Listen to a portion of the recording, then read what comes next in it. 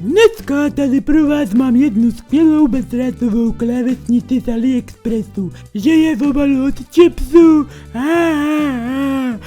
To se dá očekávat vzhledem k tomu, že je z Číny, že jo? Neřeším. Tahle klávesnice je tak malá, že se vám v pohodě vejde dokonce i do peněženky. Teda pokud nevadí, že vám ještě pěkný kus z té peněženky bude čouhat ven. Ale tak jako neřeším, že jo. Je tam například klávesa M a P, což je velké plus a určitě to potěší všechny milovníky těchto písmenek. Klávesnice je celá z plastu a je tedy pochopitelné, že je úplně bez chuti a docela dost tvrdá. Takže k požívání docela nevyhovující, ale tak jebat.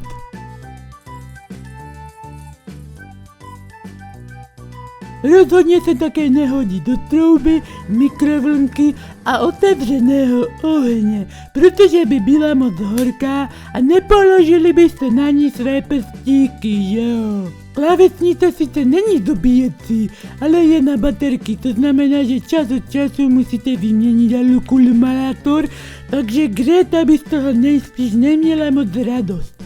Ale velkou výhodou je, že ať už baterie do klávesnice dáte jakékoliv, no tak stejně vám pojede jen na ty tužkový, takže je velké plus docela si myslím. Je tady velká absence tlačítka DŽ a BŽ, což je zase obrovská nevýhoda, když chcete napsat například slovo juice nebo břemeno.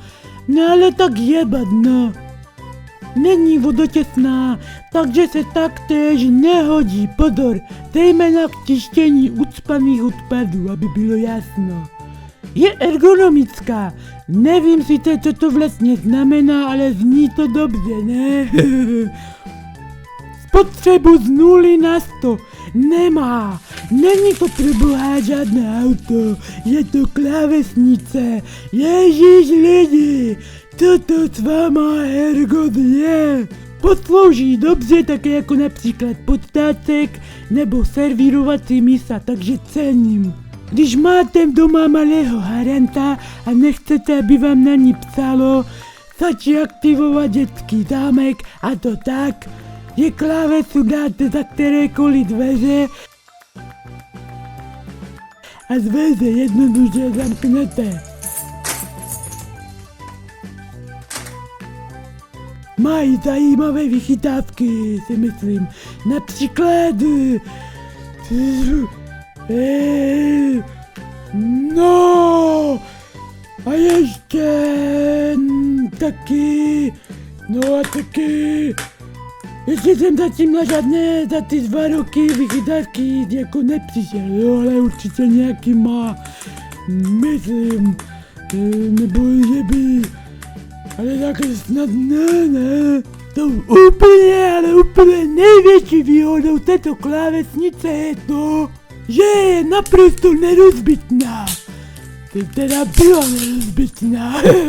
Teď už je úplně na sračky, úplně na maderu, úplně na kaši, úplně. Prostě klávesnice už není, no. Jednu chvíli tady byla a už není. No, takže... Tohle asi je konec recenze, protože já už nemám co recenzovat, no. Tak jo, no.